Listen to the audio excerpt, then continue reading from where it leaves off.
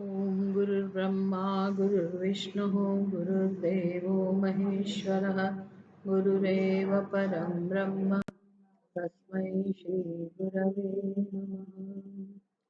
ॐ सहनावतु सहनौ भुनक्तु सह वीर्यं करवावहै तेजस्विनावधीतमस्तु मा विद्विषावहै। ओम शांति शांति शांति।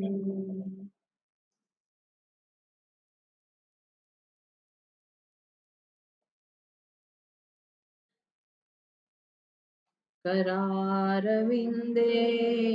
पदारविन्दम् मुखारविन्दे विनिवेशयन्तम् वटस्य पत्रस्य पुटे शयानं बालं मुकुन्दं मनसा स्मरामि। श्रीकृष्ण गोविन्द हरे मुरारे हे नाथ नारायण जिह्वे पिबस्वामृतमेतदेव गोविन्द दामोदर माधवेति विक्रेतु कामा किल गोपकन्या मुरारिपादार्पितचेत्तवृत्तिः दध्यादिकं मोहवशादगोचर गोविन्द दामोदर माधवेति गोपवधूकदम्बाः सर्वे मिलित्वा समवाप्य योगम् पुण्यानि नामानि पठन्ति नित्यम् गोविन्द दामोदर माधवेति शयानानिलये निजेऽपि नामानि विष्णो प्रवदन्ति मर्त्याः तेने श्रितं तन्मयतां व्रजन्ति गोविन्द दामोदर जिह्वे सदैवं भज सुन्दराणि नामानि कृष्णस्य मनोहराणि समस्तभक्तार्तिविनाशनानि गोविन्द दामोदर माधवेति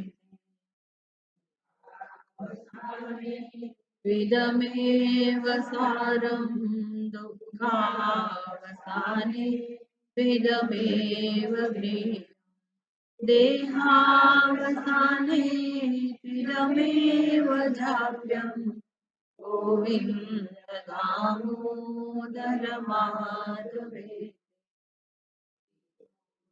राधावर गोकुलेश गोपाल गोवर्धननाथ विष्णु जिह्वे पिबस्वामृतमेतदेव गोविन्द दामोदर माधवेति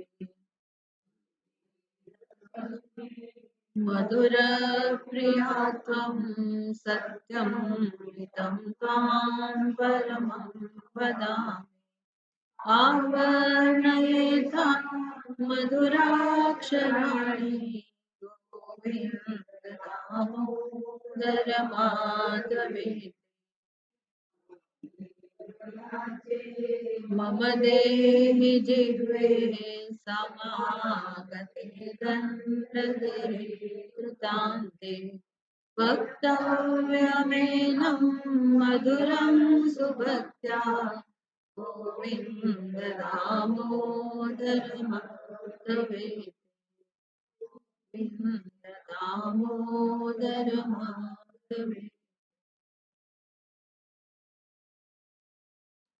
ॐ सहनाववतु सहनौ भुनक्तु सह वीर्यं करवावहै तेजस्विनावधीतमस्तु मा विद्विषावहै। ओम शांति शांति शांति। श्रीमद् भागवत एकादश स्कंद द्वितीय अध्याय 36वां श्लोक 36।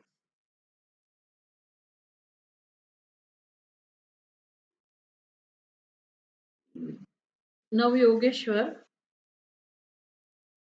और नेमि राजा, ये प्रकरण का नाम ही नवयोगेश्वर संवाद है। और नेमि राजा और योगेश्वरों के बीच में ये भागवत का उपदेश दिया जा रहा है। वसुदेव जी ने जब नारद मुनि से ये प्रश्न किया कि मनुष्य के लिए अंतिम क्षेम, निश्चित कल्याण, अत्यंत क्षेम किससे होता है, निश्चित कल्याण माने कि मोक्ष कैसे प्राप्त किया जाता है। तो नारद जी कह रहे हैं कि यही इतिहास है ऐसा जो कथा ये नेमि राजा और ये नौ योगेश्वर के बीच में। तो नेमि राजा का भी यही प्रश्न था कि भागवत धर्म किसको कहा जाता है, भागवत धर्म की महिमा क्या है, भागवत धर्म की विशेषताएं क्या है। भागवत धर्म भगवान की प्राप्ति के लिए जो है, भगवान का जो स्वरूप है ऐसा भी कहा जाता है। और जीव और ब्रह्म के बीच में जब कोई भेद है ही नहीं, अज्ञान के वश जीव अपने आप को तुच्छ समझता है, एक उपाधि समझता है, उपाधि में आत्मभाव है, बस यही एक उसका दुख का बंधन का कारण है। जीव को जब ये बात समझ में आ जाए कि यही एक समस्या है और ये अज्ञान को दूर करने के लिए ही हमें मनुष्य का जन्म मिलता है, जिस जन्म में हमें ये समझ में आ जाए कि मनुष्य का जन्म केवल अज्ञान की निवृत्ति के लिए ही है और हमें उसके लिए ही पुरुषार्थ करना चाहिए, अगर हम चाहते हैं कि हम हमेशा के लिए दुख से मुक्त हो जाए। कौन जीव ऐसा है सृष्टि में जो दुख में से बाहर निकलने को नहीं चाहता है? सभी जीव, पशु पक्षी, वृक्ष, कीड़े मकोड़े, सभी जीव जंतु, मनुष्य, असुर, देवता, सभी जीव मुक्ति ही चाहते हैं। सत्संग आप भागवत का करो कि भगवत गीता का करो कि उपनिषद का करो, चिंतन तो उसमें होगा ही होगा। कोई भी ग्रंथ में, हमारे सभी ग्रंथ मोक्ष ग्रंथ है, मोक्ष शास्त्र कहलाते हैं। कोई भी ग्रंथ में आप अगर कुछ चिंतन नहीं करते, कुछ समझने का प्रयास जीवन में नहीं करते, तो मोक्ष नहीं मिलता है। जहां भी भगवान नाम की महिमा है, वो महिमा इसलिए है कि धीरे धीरे जीव अपने गलत संस्कार जो है अपनी बुद्धि में, अज्ञान और अज्ञान के जितने भी कार्य जन्मों जन्मों से, इसको जीवत्व कहते हैं। ये जो संस्कार हमारी बुद्धि में है उसमें से बाहर निकलना बहुत कठिन है, अत्यंत मुश्किल है। तो कैसे हमें रसास्वाद मिले, उत्तम प्रकार का एक रस हम जीवन में प्राप्त करना शुरू करें, इसलिए भगवान नाम का आलंबन हमें दिया जाता है। इसलिए जप है, ध्यान है, पूजा है, ये सब आलंबन है। हम उसको एक कर्म समझते हैं कि थोड़ी पूजा कर ली, बस सुबह में थोड़ा भगवान का ध्यान कर लिया, थोड़ी पूजा कर ली, एक बार माला फेर ली, जप कर लिया, कुछ कुछ कर लिया। कभी तीर्थ यात्रा में हो आए बस, कभी कभी कोई यज्ञ यागादि कर दिया, व्रत तपस्या कर लिया। ऐसे करने की बुद्धि है हमारी कि कुछ कर लिया, फिर उससे हम संतोष मानते हैं। तो ये कोई करने के लिए उपदेश नहीं है। करने के लिए जो उपदेश है वो इसलिए है कि हमारा संस्कार बदले। वास्तव में तो हमें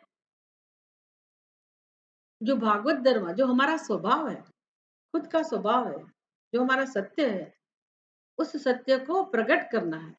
और जिस संसार में हम डूबे हुए हैं, गलत संस्कार हमारे अंदर है, अहम और मम, मैं और मेरा। अब सोचना बुद्धि में क्या चलता है। अंदर तो एक ही रिकॉर्ड चलती है, मेरा मेरा मेरा, मैं और मेरा, बस इतने में ही हमारी बुद्धि काम करती है। इससे ज्यादा कोई बुद्धि में कोई विषय नहीं है। मेरा मतलब मेरी सुरक्षा किसमें है, मेरे अनुकूल कौन कौन लोग हैं। मेरा मतलब मेरा इस शरीर से जुड़ा हुआ मेरा, मेरे माता पिता, मेरे भाई बहन, मेरा परिवार, मेरे स्वजन, यही हमारे लिए परम सत्य है।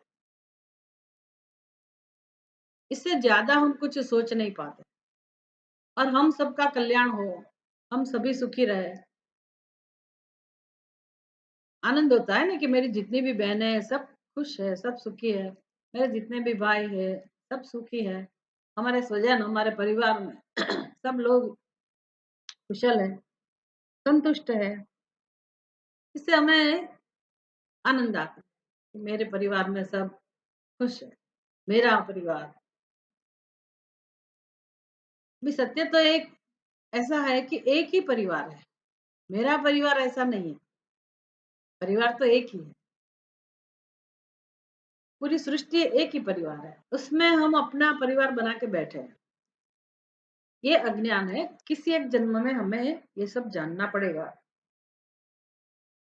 ये सब हमारी बुद्धि में जो है कि मैं खुश रहूं और मेरे सगे संबंधी, मेरे स्वजन, सब लोग सुखी हो, संपन्न हो, कोई दुखी ना हो। तो ऐसी जो हमारी एक इच्छा रहती है उसमें गलत कुछ नहीं है, गलत कुछ नहीं है। पर उसमें जो राग द्वेष के संबंध है, उपनिषद तो यही से उपदेश देते हैं कि ये जिनको आप मेरा कह रहे हैं, पहले उसमें से ऊपर उठना पड़ेगा। फिर यात्रा शुरू होती है, फिर अन्नमय कोश, फिर प्राणमय कोश, ऐसे यात्रा आगे जाती है। फिर ब्रह्म पुच्छम प्रतिष्ठा। तो कितना तक हम नीचे आ गए हैं, जो आत्मा के साथ जिसका कोई लेना देना नहीं है, इसको हमने अपने स्वरूप के साथ जोड़ दिया। ऐसी विचारधारा हमारी जन्मों जन्मों से, और हमको ये परम सत्य लगता है। तो क्या मेरा जीवन मुझे ऐसे नहीं जीना चाहिए? मेरे अपनों के लिए, मेरे स्वजनों के लिए, उनके सुख के लिए मुझे कुछ करना नहीं चाहिए? ऐसा कुछ पुरुषार्थ नहीं होना चाहिए जीवन में? उनके लिए कोई चिंता नहीं होनी चाहिए? उनके प्रति जो सहज प्रेम है उसका क्या? अभी अपने माता पिता के प्रति किसको प्रेम नहीं होगा? स्वाभाविक प्रेम है, हम कुछ करें ना करें बस प्रेम है ही। तो क्या ये भागवत धर्म हमें ऐसा सिखाता है कि आपको किसी के प्रति प्रेम ही ना हो? माता पिता के प्रति प्रति नहीं, अपने भाई बहनों के प्रति नहीं, अपने सगा संबंधी के लिए नहीं, ऐसा सिखाते हैं भागवत और ये शास्त्र, ऐसा सिखाते हैं हमें कि किसी के प्रति प्रेम ना हो, या तो किसी के प्रति प्रेम होना गलत है, ऐसा सिखाते हैं? ऐसी बात नहीं है। लेकिन हमारी प्रेम करने की जो रीत है ना, प्रेम गलत नहीं है। जो प्रेम एक फीलिंग है, हमारे हृदय में जो वृत्ति उठती है, वो प्रेम हमारा स्वभाव है। तो बुद्धि में जो समझ है ना, उसको सुधारना। वृत्ति को सुधारने की जरूरत नहीं है। प्रेम तो स्वाभाविक है, और वो प्रेम हमें अपनापन जिसके साथ है उसके प्रति वो सहज रूप से प्रकट होता है। भगवान या शास्त्र उसका विरोध नहीं करते, पर हमें वो प्रेम का जो शुद्ध स्वरूप है उसको जानना पड़ेगा। उसको जानने के लिए हमें कुछ प्रयास करना पड़ेगा। उसको आध्यात्मिक यात्रा कहते हैं। कि प्रेम ही हमारा जब स्वभाव है, तो मेरा स्वभाव अगर प्रेम है, सत्यम ज्ञानम अनंतम है, सच्चिदानंद यही मेरा स्वभाव है, तो मैं जिसको मेरा कहती हूँ, उसका स्वभाव क्या होगा? उसका स्वरूप क्या होगा? वही होगा। मतलब ब्रह्म ही है सब कुछ। अगर मेरा अंतिम सत्य परमात्मा है, तो मैं जिसको मेरा कहती हूँ, उसका भी अंतिम सत्य परमात्मा ही। लेकिन क्या हम संसार में, अपने जीवन में सभी जिसको मेरे कहते हैं हम, उसमें हम परमात्मा का दर्शन कर पाते हैं? कर सकते हैं? नहीं कर सकते ना। हम उसको नाम वाले, रूप वाले, आकार वाले, उनका स्वभाव ऐसा, इसका स्वभाव ऐसा, ऐसे ही सबको जानते हैं। ऐसे रूप में ही जानते हैं। उनको ऐसे रूप में जानते हैं, हम खुद को भी ऐसे ही रूप में जानते हैं कि मैं तो स्त्री हूँ, मैं पुरुष हूँ,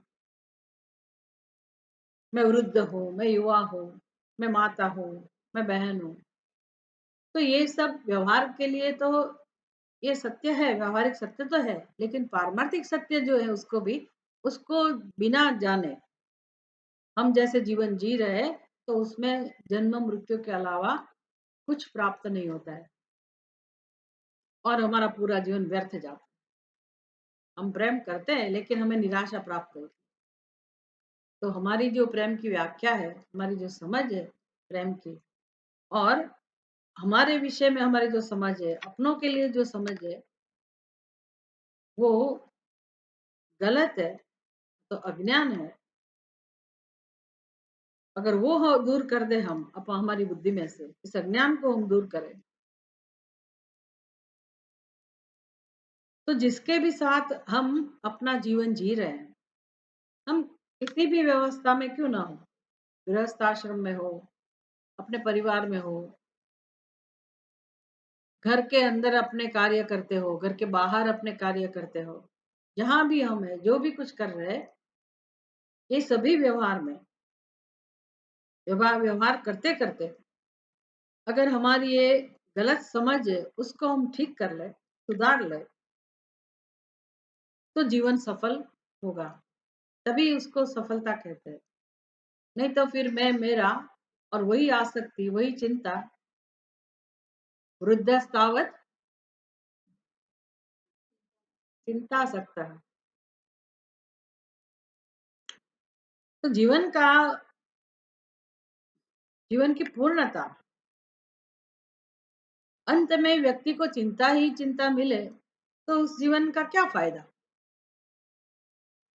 बालस्तावत क्रीड़ा सकता है, बच्चे थे तो अपने अपने विषय थे, उसके प्रति आकर्षण था, खेलने में, खिलौने में, चॉकलेट में, उसके लिए कितनी मेहनत करते थे, रोते थे, ये करते थे, वो करते थे, कहीं से भी ये प्राप्त हो, बस यही दिमाग में चलता रहता था। फिर एक उम्र आ गई, फिर ख्याल बदल गए, फिर इच्छाएं बदल गई, अब बच्चे नहीं रहे, लेकिन आसक्ति नहीं गई। आसक्ति का विषय बदल गया, इच्छा का विषय बदल गया। अभी इच्छा का विषय कौन है? आसक्ति का विषय युवावस्था में कौन है? पूरा गृहस्थाश्रम तो आपको पता है। तरुणास्तावत तरुणी सख। तो एक जमाना था कि उसमें तो पहले से ऐसी योजना थी कि 25 साल तक व्यक्ति अच्छी तरह से ज्ञान अर्जित कर ले, पूरी तरह से तैयार हो जाए। अब इस जमाने में जिसको कैरियर बोलते हैं, वो तो 35 साल तक अभी वो कैरियर के पीछे ही बच्चे लगे रहते हैं, अलग बात है। लेकिन 25 साल तक ब्रह्मचर्य आश्रम में विद्या का उपार्जन, ये एक महत्वपूर्ण आश्रम था अपने जीवन का। उसमें हम अपने व्यक्तित्व को, अपनी समझ को, अपने विवेक को अच्छी तरह से हम उसको तैयार करते थे। अपना व्यक्तित्व तैयार करते थे, जिसको हम गढ़तर ऐसा बोलते हैं।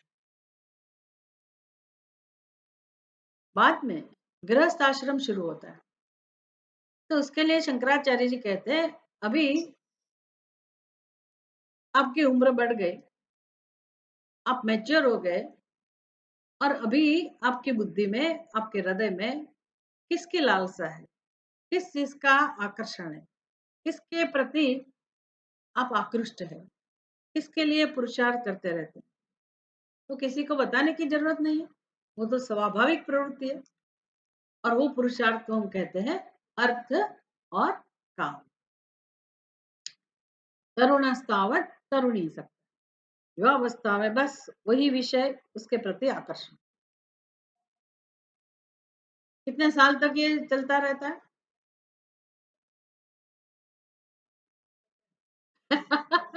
किसी ने बोला मृत्यु पर्यंत। प्रैक्टिकल। सही जवाब।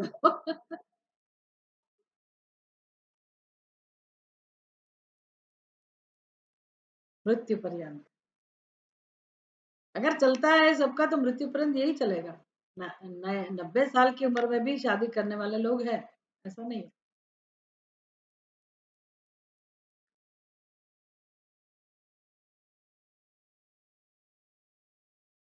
हमारे आसपास जो गांव है ना, छोटे छोटे, तो मुझे आश्चर्य होता है, किसी को तीन तीन चार चार बच्चे हैं, ऐसी बहन, ओल्ड एज है जिसकी। तो कल ही किसी से बात हुई थी, तो बोले वो शादी करके यहाँ आई है। मैंने बोला ये मैं माता जी की बात कर रही हूँ जिनके चार बच्चे हैं। हाँ हाँ, वही वही शादी करके अभी 2 साल पहले यहाँ। फिर क्या बात करते हैं? इतनी उम्र में शादी होती है और इतने बच्चे हो गए फिर भी, तो क्या हाँ उनके पहले घर में वहाँ डिवोर्स हो गया तो शादी करके यहाँ। तो वो तो बोलते हैं हमारे यहाँ ऐसा होता ही है। हमें पता नहीं होता है लेकिन समाज में ये सब चलता है, होता ही रहता है। तो ये 50 साल तो अ, अगर आप उसको जाने दो, पर आइडियली अगर बोले तो 50 साल हमारा इसमें जाता है, गृहस्थ आश्रम।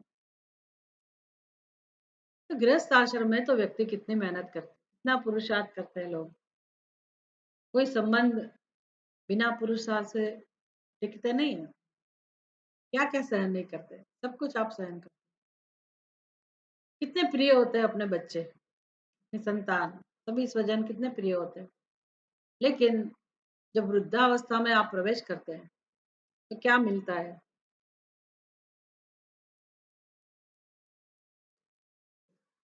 क्या मिलता है? किसके बारे में सोचते रहते हैं आप?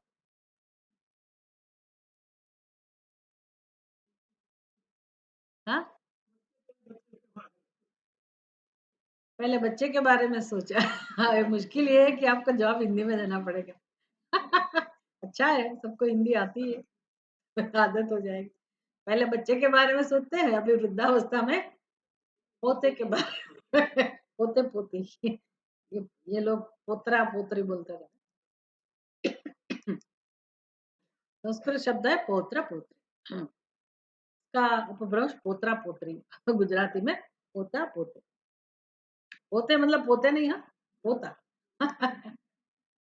अपने संतान की संतान, उसकी चिंता, इसके लिए क्या की, उसके साथ आप अ, उसको अपने अपने संस्कार दो, बच्चे आपके साथ रहे, कुछ सीखे, खेले। आप भी अपनी वृद्धावस्था में उसका आनंद लो, उसमें शास्त्र को कोई विरोध नहीं है। लेकिन मन की स्थिति के बारे में शास्त्र कहते हैं कि आपके मन की स्थिति क्या है। जितने भी लोग प्रिय हैं, सभी लोग प्रिय है, स्वजन सब प्रिय है। लेकिन आप जब वृद्ध होते हैं तो जो प्रिय है वो भी अशांति का कारण बनते हैं कि नहीं बनते? क्या कहना है आपका? अशांति का कारण वो लोग बनते हैं कि नहीं बनते?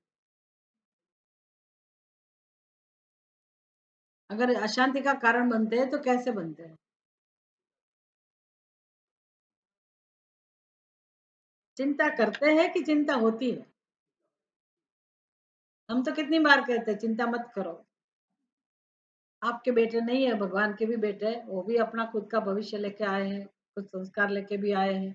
हाँ, उनको अच्छा संस्कार दे दिया, आपने अपनी ड्यूटी पूरी कर दी, कर्तव्य कर्म कर दिया। लेकिन आप उनके बारे में अगर चिंताएँ करते रहते हैं, तो वो तो अशांति ही मिलेगी और कौन चिंता किए बिना नहीं रह सकता? कोई ऐसा नहीं है चिंता किए बिना रह सकता। सभी माँ-बाप जो भी है अपने छोटे बच्चे हो, भाई हो, सबकी चिंता करते ही रहे, स्वाभाविक होती है चिंता। ये चिंता हमें अशांति का अनुभव कराती। अभी हमारी उम्र ही एक गृहस्थ आश्रम के बाद 50 साल से ऊपर तो हो ही गई। इसमें से तो किसी-किसी की मोर देन 75 भी होगी। नीचे बैठी है माताजी की कितनी उम्र है? हाँ? 88 बेटा 88। दूसरी एक अपनी बहन है निरंजना मैम 89 बोलती है मेरा फ़ोन है मेरा जन्मदिन है। उसका फ़ोन आया मेरा जन्मदिन है। आप आशीर्वाद दीजिए मेरी आध्यात्मिक उन्नति हो। 89 विचार करो मेरा जीवन सफल हो। अरे माता तुम्हारा जीवन सफल हो ही गया। अब क्या करना है आगे? पूरा दिन विष्णु सहस्त्र नाम पाठ करती रहती है, जप करती रहती है, अपने पूजा पाठ, ध्यान, उपनिषद का अध्ययन, अब इससे इससे ज़्यादा क्या चाहिए? लेकिन वो तो बहुत कम लोग ऐसे होते हैं, पर ज़्यादा करके वृद्ध लोग चिंतासक्त रहते हैं। वृद्धस्तावत चिंतासक्त। वेट वेट में हमें क्या मिलता है? चिंता। ये वास्तविकता है जीवन की और शंकराचार्य जी माहिर है ये सब बात में। वो देखते हैं, भ्रमण करते हैं जगत में, तो देखते हैं कि मनुष्य का जीवन कैसे बीता जा रहा है, मनुष्य क्या कर रहा है अपने जीवन में। इसलिए उनको जगाते हैं, भज गोविंदम, भज गोविंदम, गोविंदम भज मूढ़मते। हे मूढ़मते, अब तो गोविंद की शरण ले, नहीं नहीं रक्षते डुक्रम करण। ये तुम्हारा जो एक शरीर का व्यवहार है जीवन जीने का, ये तुम्हें मुक्ति नहीं देगा। हम समझते हैं सारी दुनिया ऐसे ही जी रही है तो हमारा जीवन ऐसा ही होना चाहिए। बड़े हुए, पढ़ाई-वढ़ाई हो गई, डिग्री प्राप्त कर ली, नौकरी व्यवसाय हो गया, शादी हो गई, बच्चे हो गए, अपना घर हो गया, एक प्रेस्टीज बन गई, उसके भी बच्चे तैयार हो गए, तो आहा धन्य होम, धन्य होम। मैं ग्रैंडफ़ादर बन गया, मैं ग्रैंडमदर बन गई। एक स्टेटस आ गया हमारा। इससे बाहर हम निकल नहीं सकते। तो अभी क्या चीज़ मिलने वाली है? चिंता तो मिल गई वृद्धावस्था में, अब क्या मिलने वाला है?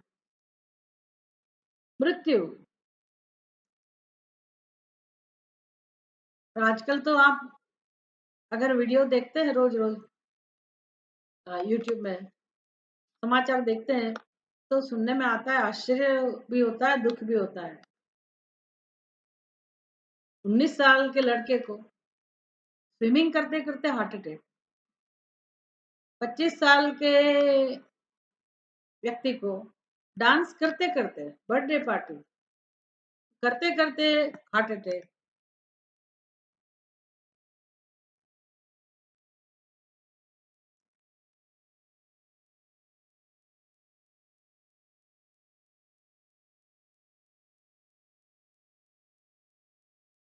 छोटी-छोटी उम्र में कुछ ऐसा परिवर्तन आ रहा है। इसका मतलब है अभी आप ऐसा भी नहीं कह सकते कि हम इतने साल जिएँगे। कम से कम इतना साल जिएँगे ये हम नहीं कह सकते।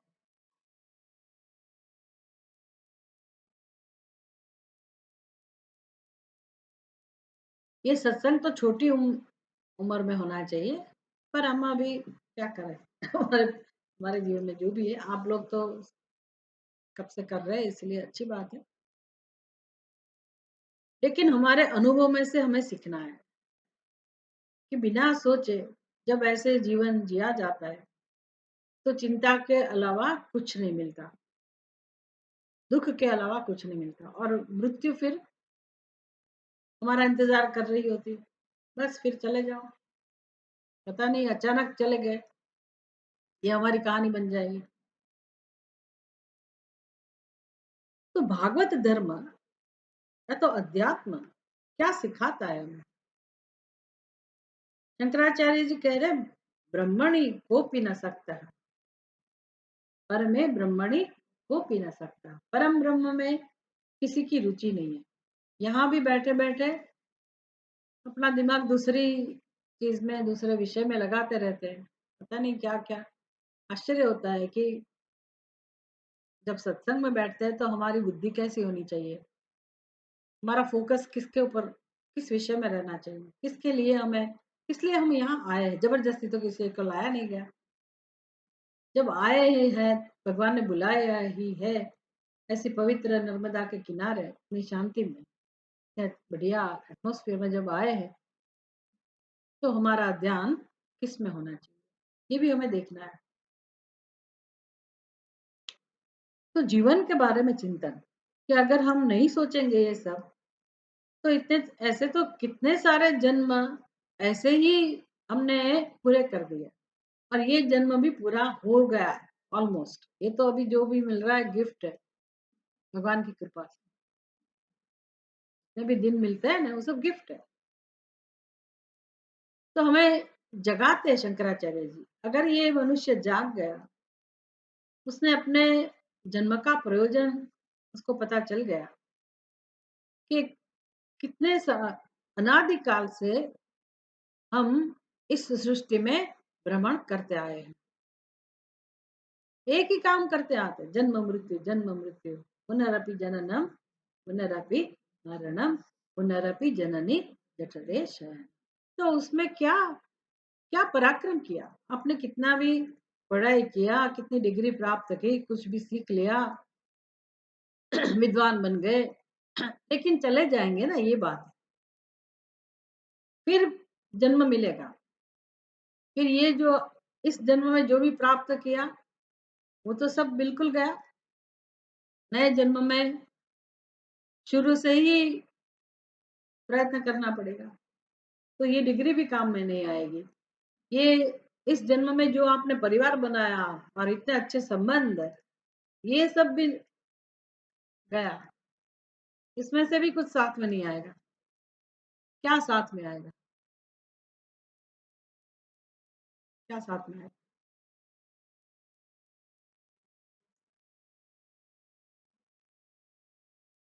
इस जन्म में जो किया ना, उसकी कामनाएं साथ में आएगी। बस हम कामनाएं, वासनाएं लेके घूमते रहते हैं। अखंडानंद जी महाराज कह रहे हैं कि वो ऐसा कहते थे कि ये अ, वासना के पुतले हैं। तो हमारा जो भी व्यवहार है, कर्म है, उसका कारण केवल वासनाएं हैं। हम सोचते हमने किया, हमने नहीं किया, वो वासना कराती है।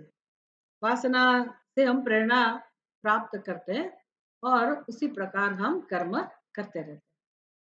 तो सारी सृष्टि में जितने भी जीव है, ये सब उसके कर्म के अनुसार ही, उनको जो भी उपाधि प्राप्त हुई है, जो भी शरीर प्राप्त हुआ है, उनके कर्म के फल स्वरूप ही वो उपाधि उनको प्राप्त हुई।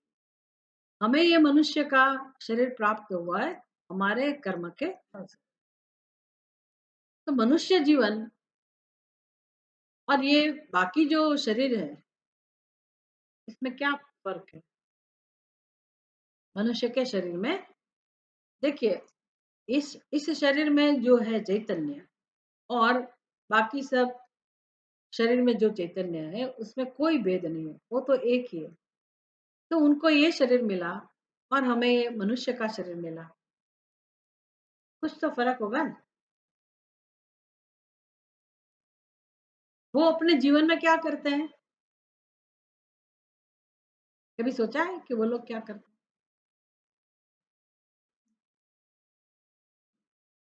देखते तो है ना हम लोग, वो अपने जीवन में क्या करते हैं?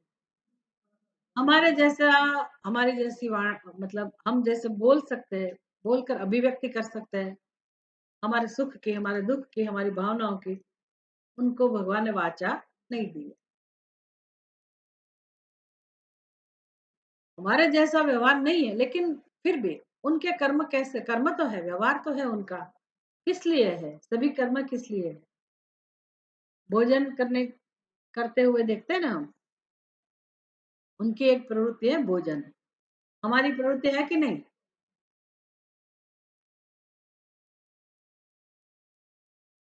इतना फ़र्क है कि हम पहले जैसा नहीं खाते होंगे।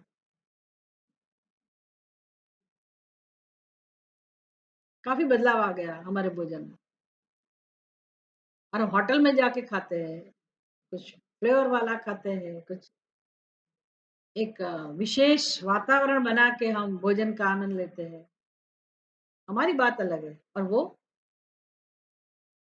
भैंस यहाँ जो घूमती रहती है, गाय भैंस, कृष्ण भगवान के ज़माने में क्या खाती होगी? उसका आहार क्या होगा? घास। और अभी वो उसका आहार क्या है? कोई परिवर्तन नहीं। हम हमारे अंदर कितना विकास है। हम इतनी बढ़िया-बढ़िया चीज़ें खाते हैं। लेकिन फिर भी हमारी प्रवृत्ति क्या कहलाती है? भोजन।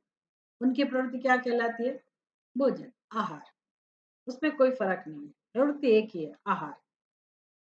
वो भी आराम करते हैं, हम भी आराम करते हैं, निद्रा। भय, उनको भी भय का अनुभव है, इसलिए वो भी अपना रहने का ठिकाना बनाते रहते हैं, आशियाना। और हम भी सलामती के लिए अपना घर बना आहार, निद्रा, भय और चौथा पुरुषार्थ अपनी संतति आगे बढ़े। इंद्रियों के स्तर पे जो इच्छाएं हैं, कामनाएं हैं, उसकी पूर्ति। उनकी प्रवृत्ति भी इसमें है और मनुष्य की प्रवृत्ति भी उसमें। इससे ज्यादा हम क्या करते हैं? उनके जीवन में ये चार पुरुषार्थ दिखते हैं, चार प्रवृत्ति दिखती है। हमारे जीवन में क्या दिखता है? आप कहेंगे कि वो पढ़ने नहीं जाते, हम पढ़ने गए। वो पैसा नहीं कमाते, हम पैसा कमाते हैं। उनका कोई स्टेटस नहीं होता है, हमारा स्टेटस होता है। हम आगे बढ़ते हैं। आप चाहे कुछ भी कहो, पर हमारे जीवन में इस पैसे का, जो पैसा हमने कमाया है, जो बुद्धि, जो ज्ञान हमने प्राप्त किया, जो हमने अपना स्टेटस बनाया, उसका उपयोग हम किसमें करते हैं? आहार, निद्रा, भय और मैं, यही है। आजकल जितना जहाँ-जहाँ ये ईडी जाती है और पता चलता है कि हाँ, हाँ, इसके घर में मैंने सुना वो मुंबई में झोपड़पट्टी में, जहाँ कुछ कभी आपको संशय भी नहीं होगा कि यहाँ इतने पैसे हो सकते हैं, वहाँ से इतने पैसे नहीं। और किसी को ड्रग्स देकर मार दिया गया, किसी का मर्डर हो गया, किसके लिए? कितने पैसे थे उसके पास? इतने पैसे थे, उसका काम उसने उपयोग किसमें किया? किस काम में लिया पैसे को? कामना की पूर्ति के लिए। आखिर वही का वही आदमी, कितना भी ज्ञान प्राप्त कर ले, कितना भी पैसा प्राप्त कर ले, पुरुषार्थ तो यही है, आहार, निद्रा, भय और मैथुन। तो क्या मनुष्य का जन्म इसी के लिए ही है? अगर इसी के लिए ही होगा, तो भगवान हमें क्यों कुछ विशेष प्रदान करते? तो हमको कुछ विशेष भी मिला है ना, बाकी उपाधियों के बदले उनके कंपैरिजन किया जाए उनके साथ, तो हमें कुछ विशेष दिया है। जो देवताओं को भी नहीं दिया, वो हमको दिया। वो क्या चीज़ है? बुद्धि, बुद्धि। और हम उसका उपयोग केवल आहार, निद्रा, भय और मैथुन में ही करते हैं। वहाँ तक ही सीमित है हमारी बुद्धि। उसका ही ज्ञान बढ़ाते रहते हैं। तो ये भागवत धर्म उसके विषय में जो पृच्छा है वो इसलिए है कि मनुष्य अगर थोड़ा भी जाग जाए, थोड़ा भी सीख ले, मृत्यु से पहले अगर उसके मन में ऐसी एक इच्छा प्रकट हो कि मैं ये पुनरअपि जननम, पुनरअपि मरणम इस स्थिति में से कब बाहर आऊं। अगर वो सोच ले, सोच सके, अगर वो चाहता है तो उसको पता चल सकता है, सोचेगा तो उसको समझ में आएगा। लेकिन हम इस दिशा में कभी सोचते नहीं। चिंता आ सकता है ना, तो वो सोचते तो बहुत है लेकिन वो चिंता के रूप में ही सोच चलती है हमारी। हम अपने कल्याण के लिए कभी सोचते नहीं। तो जो मनुष्य इस दिशा में अगर सोचना शुरू करता है, वो जो करने की वृत्ति है ना कि मैंने तो कर लिया, रोज सुनने को मिलता है। मैं तो ये यूट्यूब में देख लेती हूँ, हम तो सुन लेते हैं, मतलब एक संतोष हो गया हमने कर लिया। तो ये ऐसे सुनने की बात भी नहीं है, करने की बात भी नहीं है। एक भगवान के नाम की माला बस घुमा ली तो हमने कुछ धन्य धन्य हो गए। ऐसे करने के साथ कोई संबंध नहीं है अध्यात्म का। कर्म कर्म है, वो आप करते हैं कुछ पुण्य के लिए, अवश्य करते हैं, करना भी चाहिए। मनुष्य की शोभा उसी में ही है। लेकिन ये जो अध्यात्म जिसको कहते हैं, भागवत धर्म जो जिसकी चर्चा यहाँ हो रही है, उसको करने के साथ कोई लेना देना नहीं। करो तो अच्छा ही है, वो आपके भले के लिए ही है। लेकिन करने के बाद हम संतोष मान ले कि मैं ऐसा कर लेती हूँ, इसका मतलब है मैंने बस अपने कल्याण के लिए जो करना था वो कर लिया, तो उसमें कोई कल्याण नहीं है। इससे कोई कल्याण नहीं होता है। वो एक पुण्य उत्पन्न करता है और हम उसको फिर भोगते हैं, फिर वही संस्कार। तो क्या करना है, अध्यात्म मतलब क्या करना है, भागवत धर्म क्या सिखाता है। हमने देखा कि वसुदेव जी और सामान्य मनुष्य, कितना अंतर है दोनों के बीच में। वसुदेव जी भगवान श्री कृष्ण के पिताजी है, वो कितनी परम भक्ति होगी उनके मन में और देवकी के मन में। तीन तीन जन्म तक उन्होंने इतनी तपश्चर्या की, तब भगवान उनके वहां संतान के रूप में उनको प्राप्त हुए। ऐसे भगवान वसुदेव जी नारद जी को कहते हैं कि नारद जी, मैंने आराधना तो की भगवान की, पर उसका प्रयोजन क्या था। आराधना के पीछे मेरी इच्छा क्या थी, प्रयोजन क्या था, मेरी प्रार्थना क्या थी कि भगवान मेरे यहाँ संतान के रूप में प्राप्त हो और मुझे मिले भी भगवान ऐसे। लेकिन मैं देखता हूँ कि मेरे चित्त की अवस्था अशांत है, अभी भी मेरे हृदय में दुख है, शोक है। तो शोक की निवृत्ति नहीं हुई। बस अगर हमें इसके बारे में चिंता होने लगे कि मैं इतना करती हूँ, इतना करता हूँ, इतना किया, फिर भी मेरे मन में जो शोक है, जो चिंता है, दुख है, विषाद है, वो दूर नहीं हो पाता। ये अगर आपको पता चल जाए कि विषाद मेरे अंदर है, पहले स्वीकार तो करना पड़ेगा ना कि विषाद है। हम तो मानते ही नहीं। कैसे हो, तो क्या जवाब देते हो?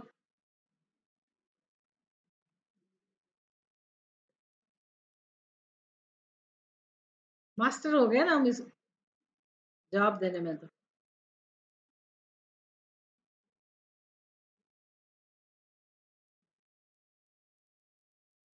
चलता है,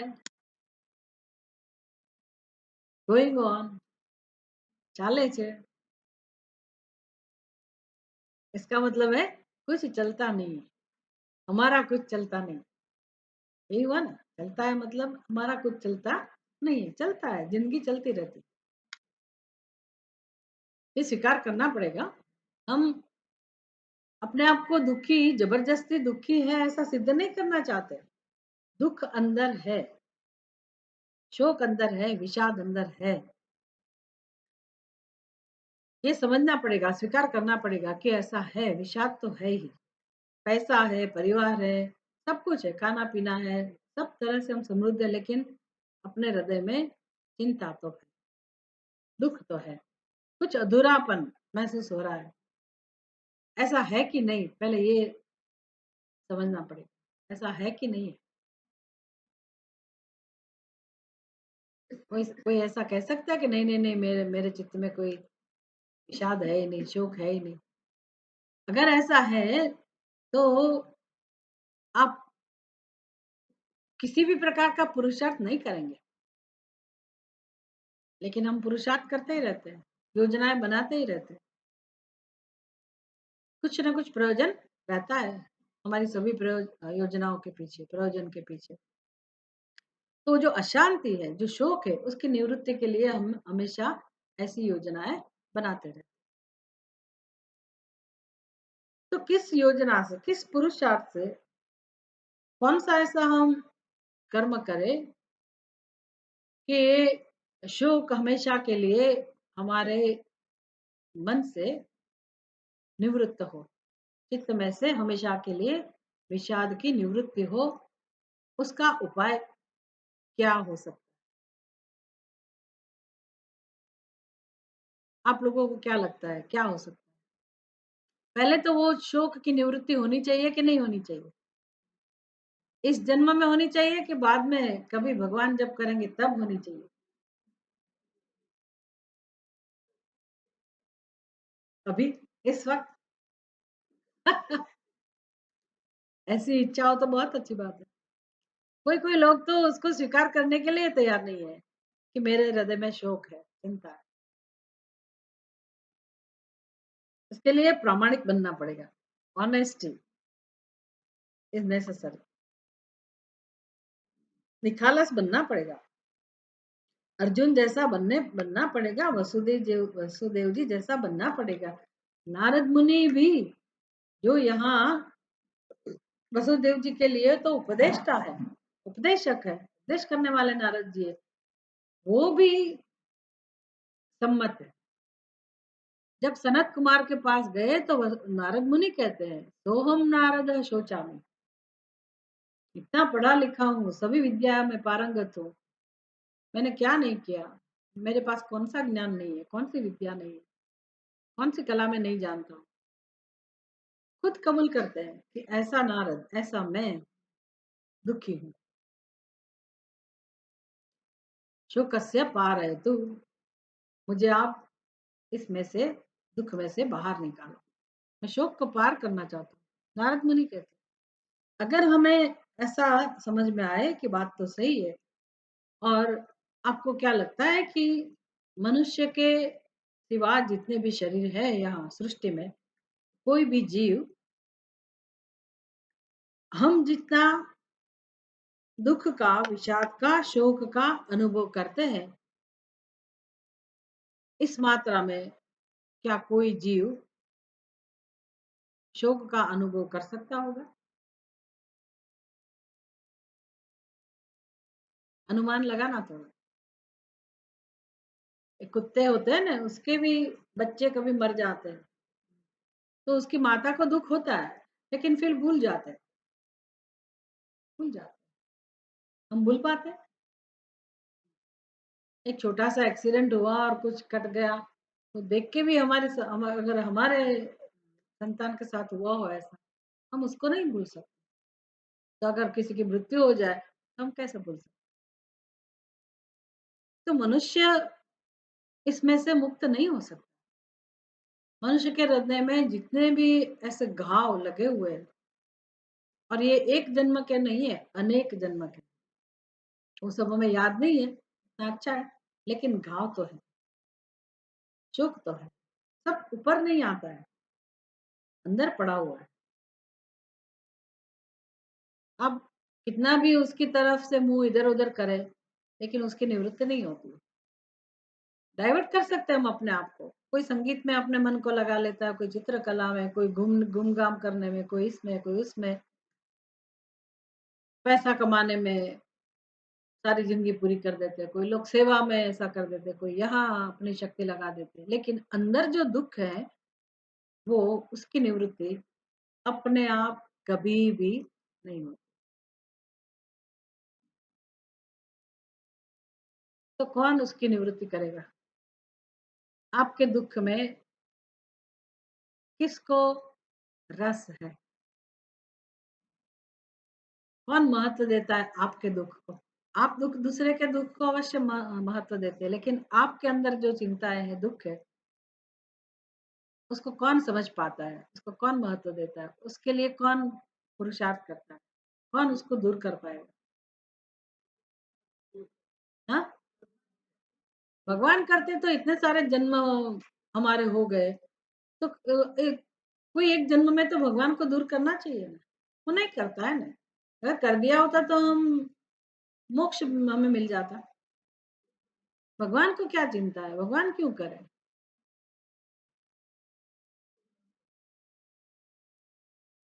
अपने माता-पिता करेंगे, अपना दुःख दूर करेंगे। अंदर जो शोक है उसकी बात कर रहे हैं। माता-पिता सब करेंगे, लेकिन चित्त में जो अपने हृदय में जो शोक है, विषाद है, वो कैसे दूर होगा?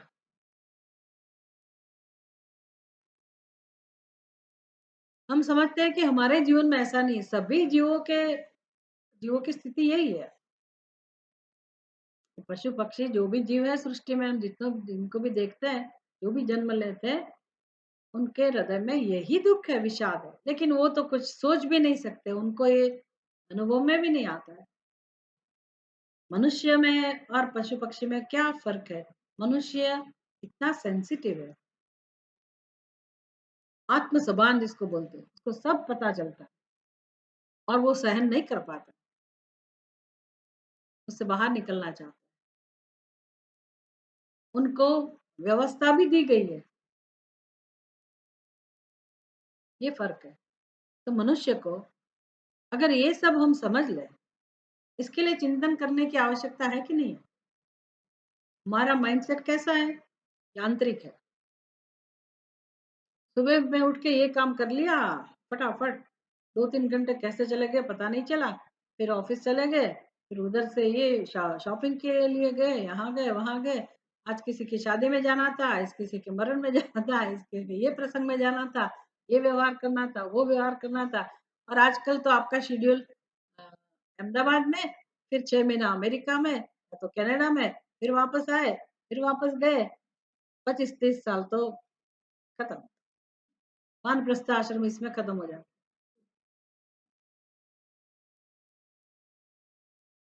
है। कितना जीवन बचा है पता नहीं। लेकिन ये सब करने की जो एक वृत्ति है अपने अंदर, करते रहो, करना चाहिए, यही करना चाहिए और क्या बचा है? हम नहीं रहेंगे तो हमारे बच्चे का क्या होगा? इसी चिंता में हम करते ही रहते, करते ही रहते, करते ही रहते। और सत्संग को भी हम करने का ही एक स्वरूप दे देते हैं कि करना चाहिए सत्संग। पर सत्संग करना चाहिए उसमें क्या कर्म करना है? क्या प्रवृत्ति करनी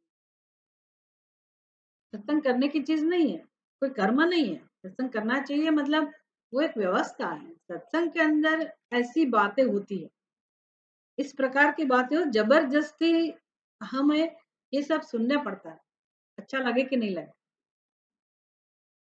ये सुन के फिर कुछ अंदर घुसे या कुछ हलचल हो कि हाँ, कुछ ऐसी भगवान ने मुझे भी बुद्धि तो दी है, तो मैं क्यों नहीं सोचता हूँ? मैं क्यों नहीं सोचती हूँ? ऐसा अगर अंदर से एक बार हो जाए, ये तो मेरी ही बात है। सत्संग में कुछ भगवान की बात नहीं है।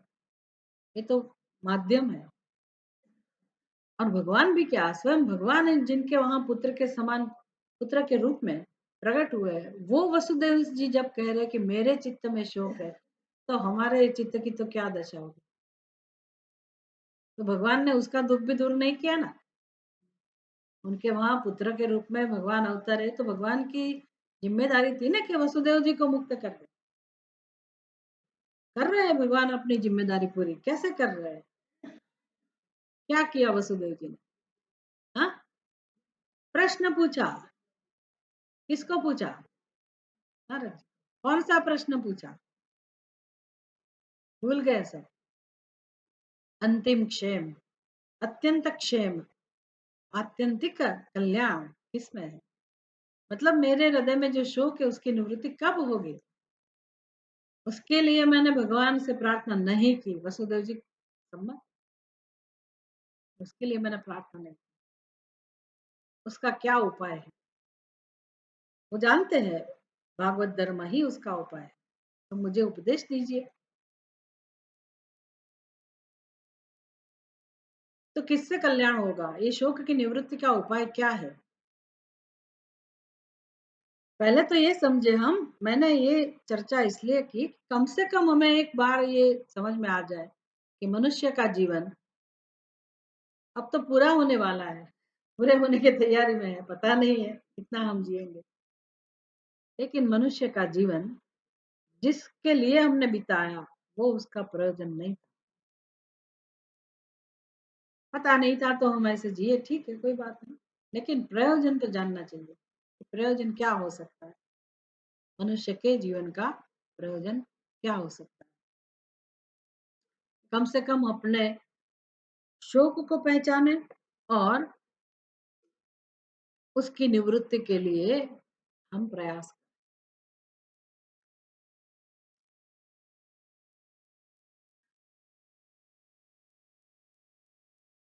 आप यही चाहते थे, सब जीव यही चाहते हैं, लेकिन सोच लेते हैं कि मेरा दुख वो दूर करेगा। वो कौन? वो कौन?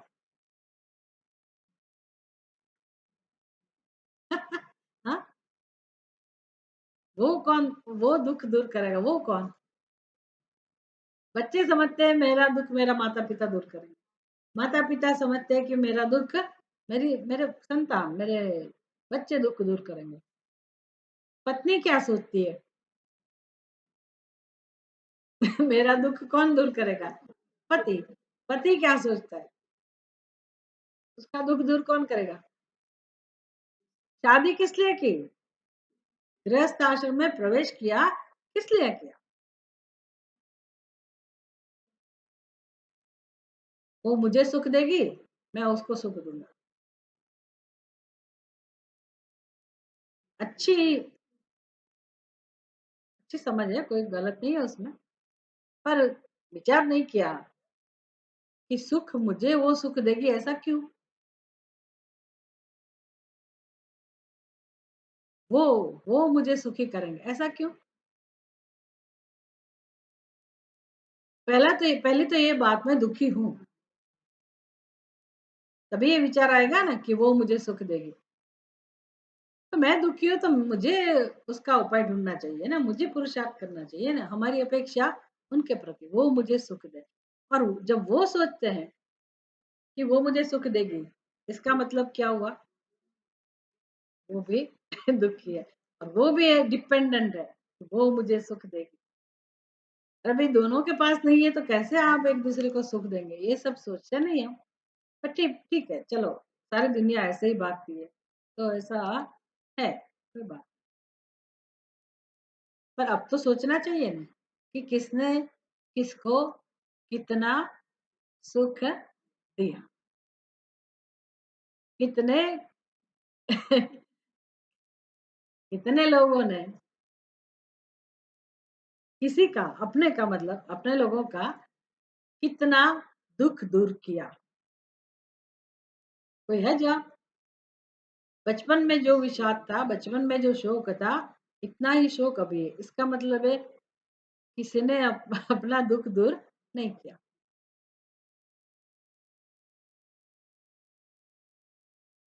अब कहाँ जाएंगे? दुख दूर करना चाहिए कि नहीं करना चाहिए? लेकिन ज्यादातर लोग क्या निर्णय कर लेते हैं कि ये दुख की निवृत्ति संभव नहीं है। दुख संसार की वास्तविकता है, दुख तो है ही, ये तो चलता ही रहता है, इसमें हमें रोना नहीं है, हारना नहीं है, फरियाद नहीं करनी है, उसमें क्या रोने का छोटी छोटी बात में। बात तो सही है, पर दुख के साथ समाधान कर सकते हैं। ये तो परवशता के कारण हम कहते हैं कि ये तो है ही, लेकिन हम चाहते हैं क्या? हम सम्मत हैं दुख के साथ? दुखी रहना चाहते हैं? हम नहीं चाहते। इसलिए हम क्या करेंगे? आपको क्या लगता है आप लोग क्या करेंगे? इस जन्म में तो जवाब नहीं मिला, अभी क्या करोगे आप लोग?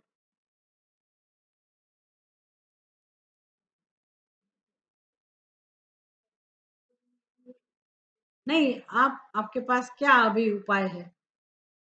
इस जन्म में तो कुछ नहीं कर पाए। अभी क्या उम्मीद है? क्या सोचे? प्रार्थना तो करेंगे ना, हे भगवान अभी अगले जन्म में ये व्यक्ति को मेरे साथ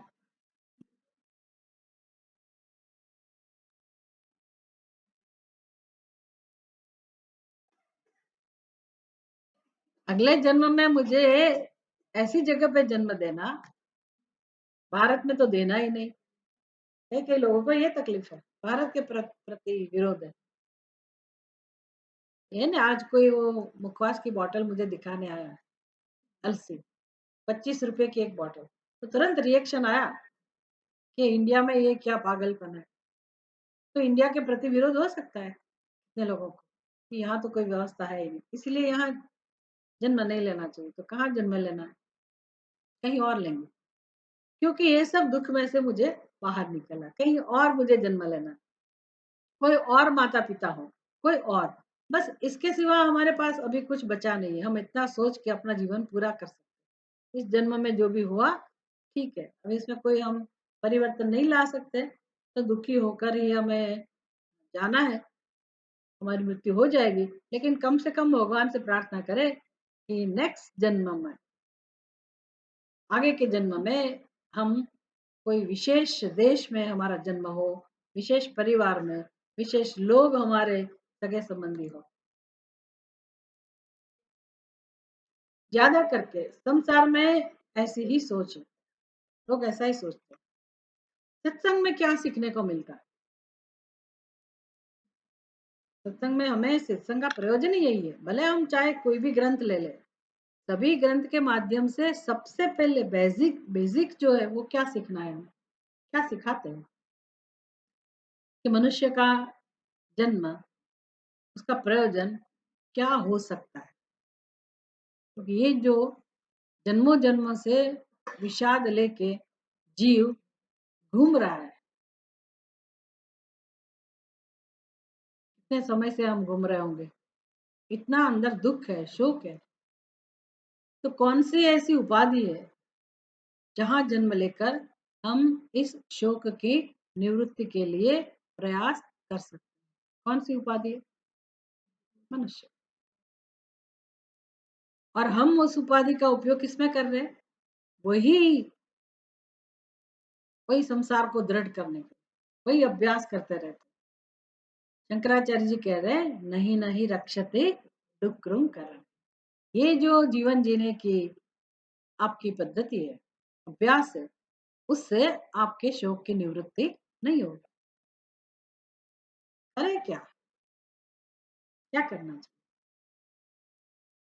हमें सोचने की जरूरत नहीं है क्या करना चाहिए, ये संवाद के माध्यम से ही हम सीख सकते हैं। सभी की फरियाद एक ही है ना, तो हम नारद शोचामी, नारद जी भी कह रहे हैं कि हमारा शोक क्या है, वसुदेव जी भी कह रहे हैं कि हमारा मैं शोकित हूँ, मेरे हृदय में शोक है, मैं दुखी हूँ, शोक की निवृत्ति नहीं हुई।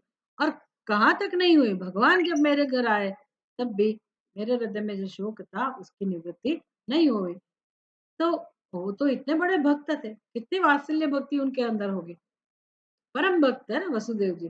और हमारी भक्ति में तो कुछ है ही नहीं। हम तो अपने आप बड़े भक्त समझते हैं, थोड़ा बस टीला टपका कर लिया, कुछ वेशभूषा कर पहन ली और कहीं कुछ यज्ञ याग आदि कर लिया, किसी को थोड़े पैसे दे दिए, 5-10 रुपये वो गरीब लोगों को दे दिया, तो हम अपने आप को दाता समझते हैं, पुण्यशाली महात्मा समझते हैं। मैंने ये किया, मैंने वो किया, थोड़ी तपश्चर्या कर ली, व्रत कर लिया। हम अपने आप को भक्त समझते हैं, लेकिन हम बड़े चालाक हैं, हिसाब करके हम करते हैं ना। ये भक्ति वो है, धर्म है, उसके पीछे इंटेंशन तो यही है कि ऐसा करते करते हम भगवान की तरफ जाए, भगवान के समीप जाए और हमारे हृदय में भगवान के प्रति एक शुद्ध भाव प्रकट हो और धीरे धीरे हम ये संसार से ऊपर उठे।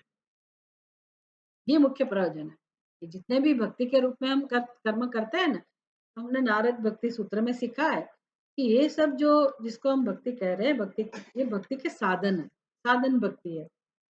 वो जानना चाहिए। वो नहीं करना है ऐसा नहीं, वो तो करना ही है, लेकिन वो साधन भक्ति है। साधन भक्ति के द्वारा हमें कहाँ पहुँचना है? क्या लक्ष्य होगा?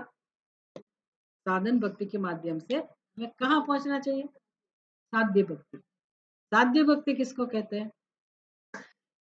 साध्य भक्ति मतलब हमारे हृदय में केवल केवल और केवल भगवान की ही इच्छा हो, भगवान के सिवा कुछ नहीं चाहिए। ऐसी भक्ति प्रकट हो, ऐसा प्रेम प्रकट हो, जैसे मीराबाई है, जैसे सूरदास जी है, कितने सारे भक्त हैं। लेकिन जब तक ऐसा नहीं हो तब तक हम अपने मनुष्य जीवन का उपयोग कैसे करें?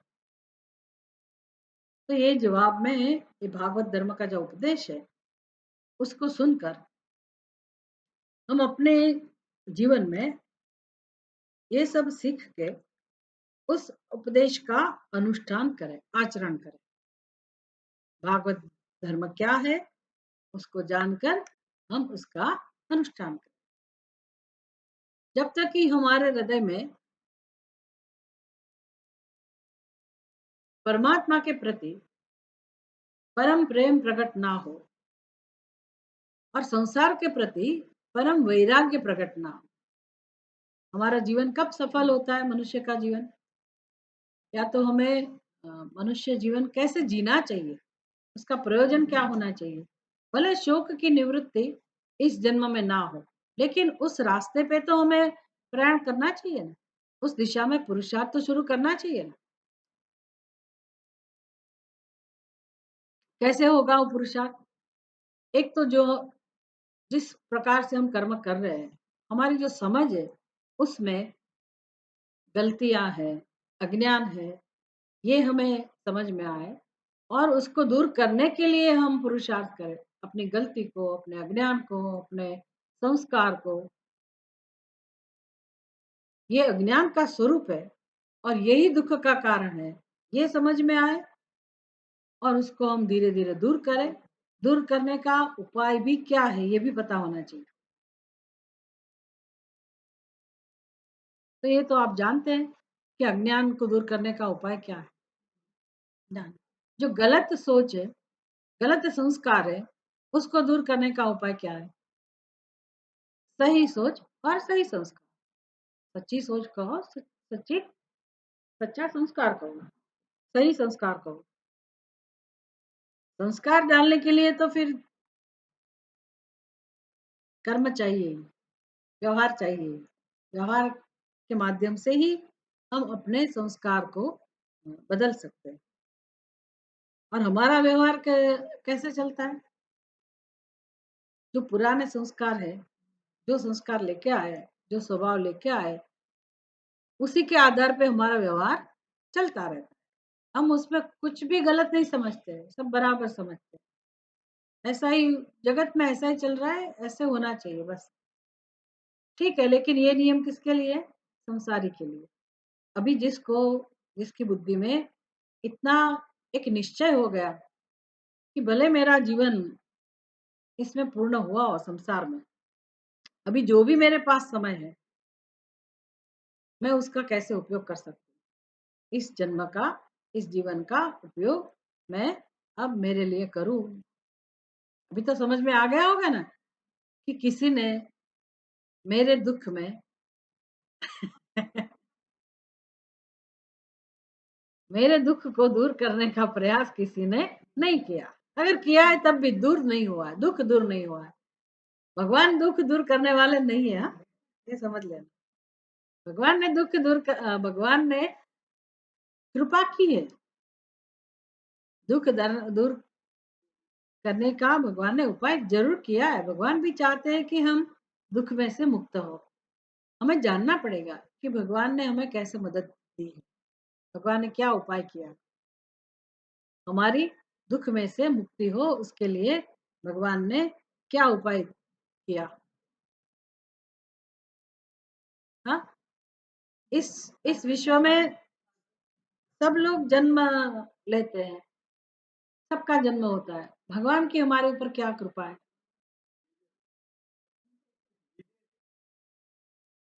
विवेक बाद में, लेकिन आपको जन्म क्या मिला?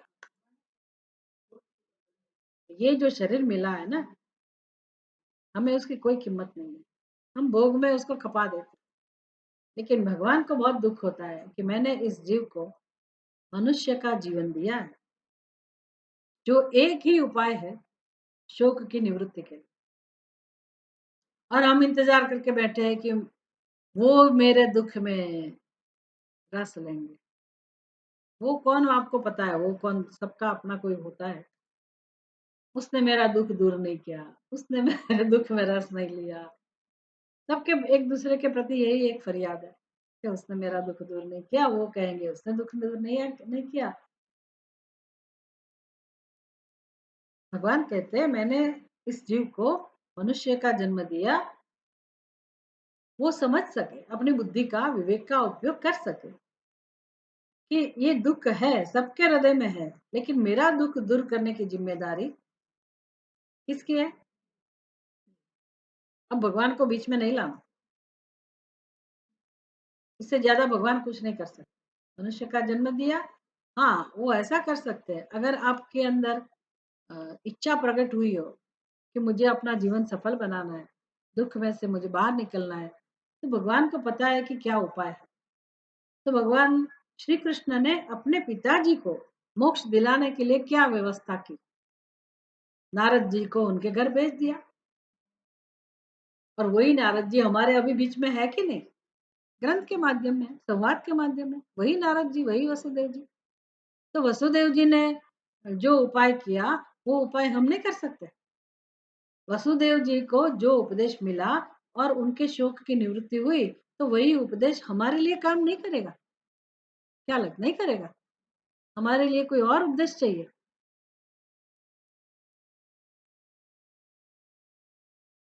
लेकिन यहाँ ऐसे कोई नारद जी आ नहीं सकते।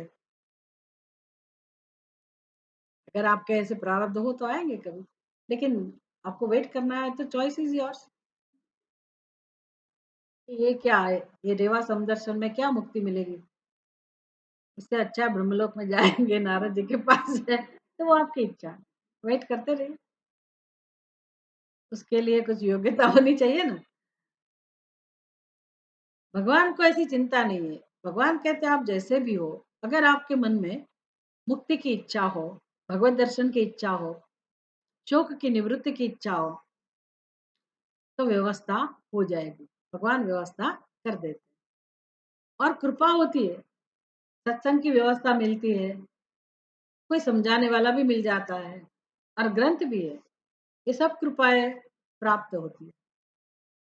हमें चेक करना है कि हमारे जीवन में ऐसा है कि नहीं।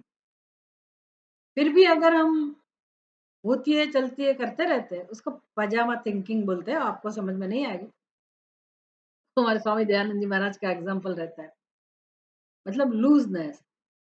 ठीक है, वो तो चलता रहता है, उसमें क्या है? सत्संग तो आजकल सब जगह चलता है, उसमें क्या है? जाना है तो जाएंगे, नहीं तो नहीं जाए। हम अपना वो शेड्यूल है ना, उसमें कोई परिवर्तन नहीं ला। यहाँ जाना है, यहाँ जाना है, ये करना है, वो चलता रहता है। और सोचते रहते हैं कि ये सब ठीक हो जाए ना, बाद में मैं सत्संग करूंगी, बाद में मैं सत्संग करूंगा। तब तक हरि ओम हरि।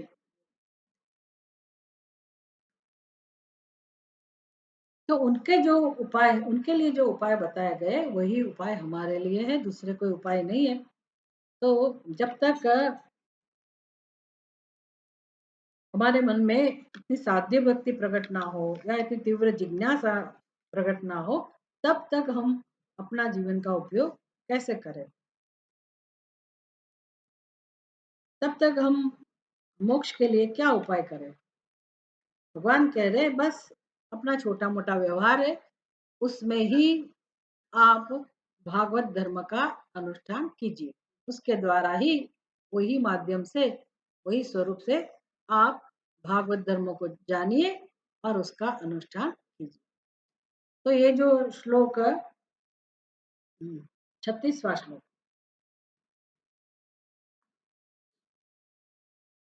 मैं अभी यहाँ जैसे बोलूंगी, आप लोग रिपीट करेंगे। कायेन वाचा मनसेन्द्रियैर्वा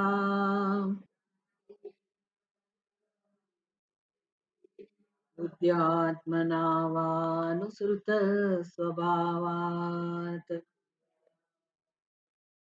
नुसृतस्वभाव करोति यद्यत् सकलं परस्मै नारायणायेति समर्पयेत्।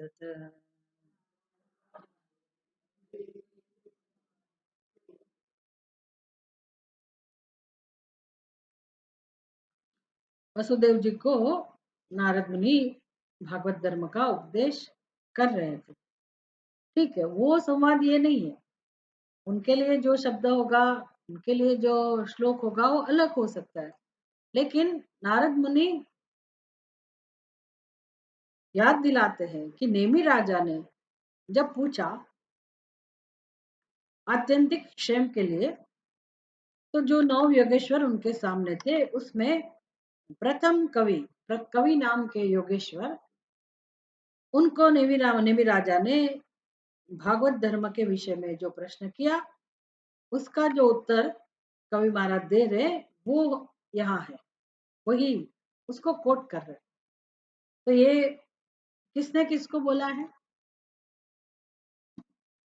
कौन कह रहे हैं? ये कवि महाराज, कवि मुनि कह रहे हैं। किसको कह रहे हैं? नेमि राजा। और मूल संवाद किसके बीच में है? वसुदेव जी और नारद मुनि। इस श्लोक की चर्चा हमने की थी 2 दिन पहले। कायेन वाचा मनसेन्द्रियैर्वा बुद्ध्यात्मना वा अनुसृत स्वभावात् करोति यद्यत् सकलं परस्मै नारायणाय इति समर्पयेत्। तत् वास्तव में देखा जाए तो ये जो उपदेश है, ये जब जिंदगी शुरू करते हैं हम, जब व्यक्ति समझदार होता है और अपने जिंदगी जीने की शुरुआत होती है, मतलब गृहस्थ आश्रम में प्रवेश करते हैं, तब से इसका अनुष्ठान होना चाहिए। अब आप लोगों के लिए तो कर्म भूमि रही नहीं, कर्म क्षेत्र रहा नहीं है, पर फिर भी इसकी समझ काम में आ सकती है। मैं तो हमेशा ऐसे दृष्टांत देती हूँ, समझाती हूँ कि कभी कितनी बहनों को बहुत अंदर से फरियाद है, दुख है, बहनों को और भाइयों को भी। आप लोगों के लिए ये प्रैक्टिकली है ऐसा, अभी नेक्स्ट जनरेशन में ऐसा दुख नहीं होगा। आप लोगों में से कितने सारे लोगों को ये कंप्लेन है, फरियाद है, दुख है कि हमने अपने घर के लिए, घर के सभ्यों के लिए बहुत कुछ किया, समर्पण किया, कर्तव्य कर्म किया, छोटे भाई को, उसके बेटे को या कोई भी सगे संबंधी को जो गरीब थे, पैसे नहीं थे, पढ़ाई नहीं की थी, उनके माता पिता नहीं होंगे, कुछ भी तकलीफ होगी और आपने उनको बड़ा किया, प्रेम से पालन पोषण किया, उसकी शादी कराई, सबको सेटल किया। तो कुछ नहीं तो आपके घर में अपने माता पिता, सास ससुर, उनकी सेवा की। आप लोगों ने ये कर्तव्य धर्म का पालन किया है जरूर, फिर भी दुख है अंदर कि हमने इतना किया, लेकिन हमें इसका जो फल मिलना चाहिए वो नहीं मिला।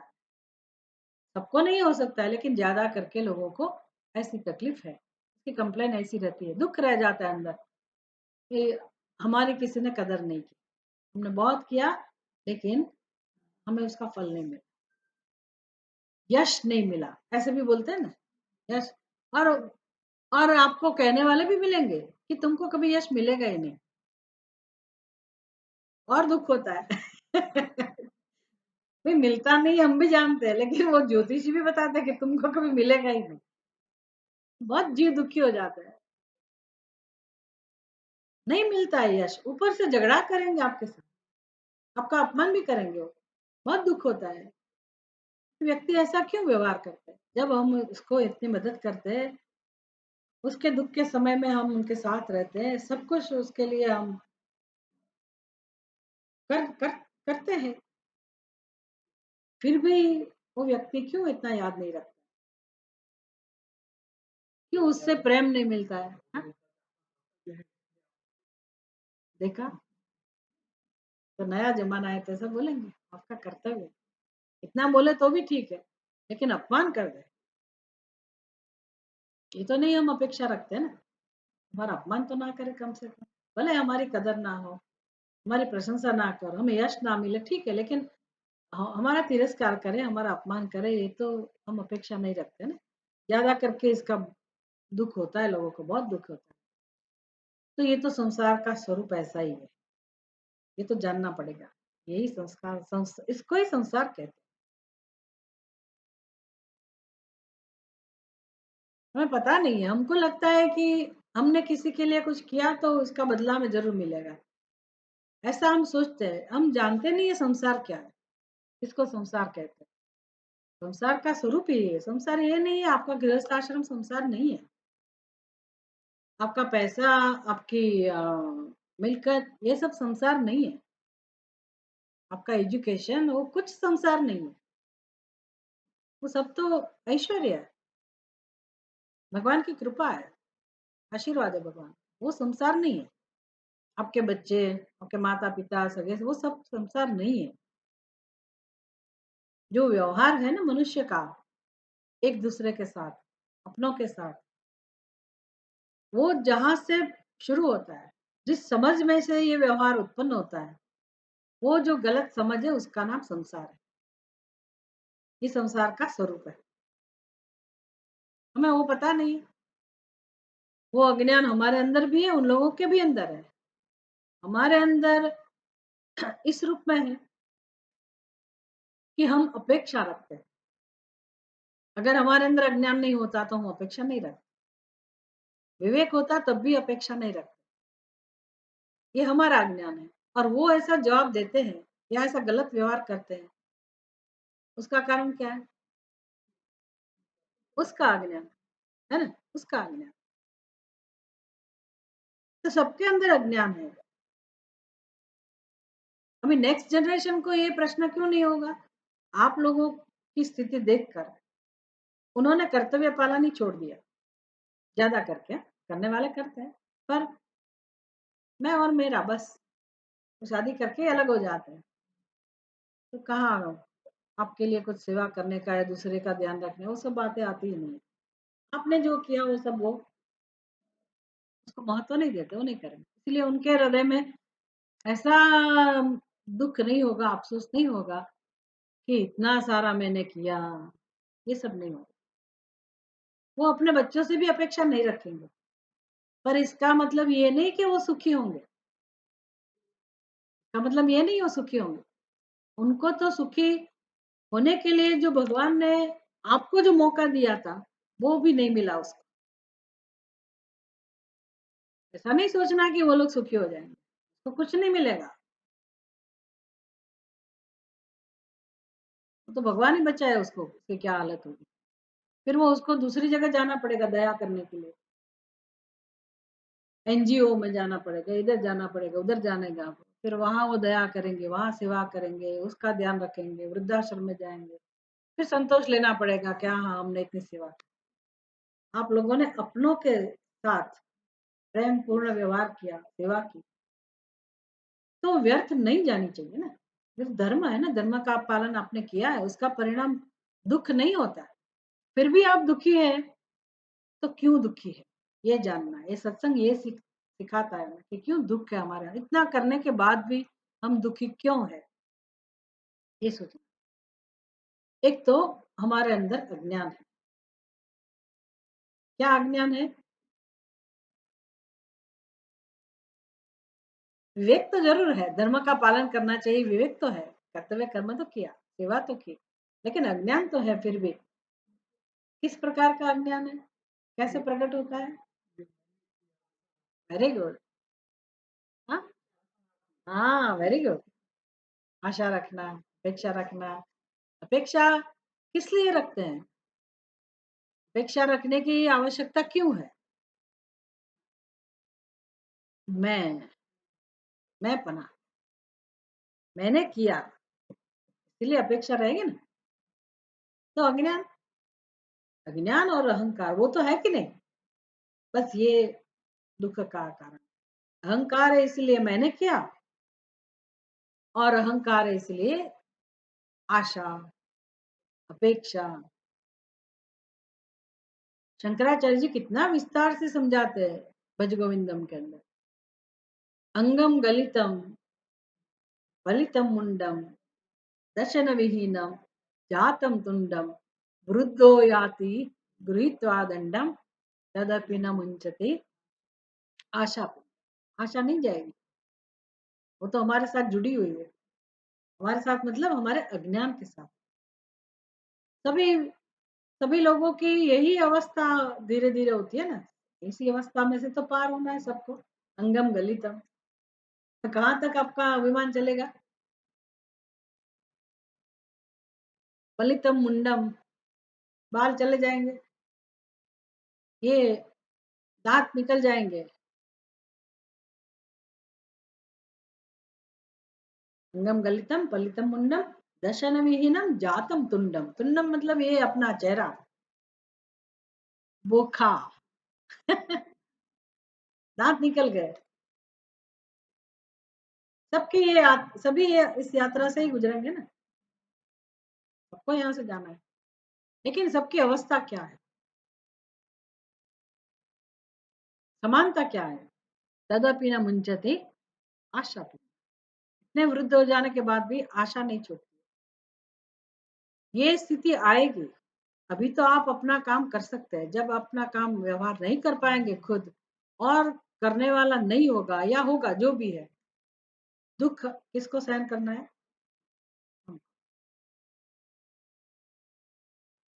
और आप आशा रख के बैठेंगे कि अभी आशा है कि नहीं नहीं अभी तो ठीक है हम कर लेते, बाद में वो देखेंगे, करेंगे। अब किसको क्या पता कोई करेगा कि नहीं करेगा। तो महान दुख होगा जब इतना दुख है। हमारे बच्चे हमें ऐसे जवाब देते हैं कि आपने हमें बड़ा किया, वो तो आपका कर्तव्य था। तो वृद्धावस्था में तो क्या नहीं करें, कितना दुख होगा। तो दुख अनिवार्य है। दुख का उपाय हमें ढूंढना है। इस दुख को हमें इस दुख को दूर करने की जिम्मेदारी हमारी। उसके लिए कब काम करना है, कब काम करना चाहिए। जब दुख, जब असहाय हो तब कब काम करना चाहिए। तो युवानी कहाँ से लाएंगे, वो तो चली गई। अभी भी वो नेक्स्ट जन्म में।